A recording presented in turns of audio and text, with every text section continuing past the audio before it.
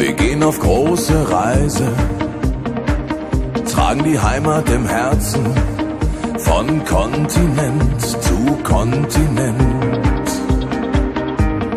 Über die Berge, über das Meer, bis ans Ende der Welt. 1000 Sprachen, eine Botschaft, 1000 Worte,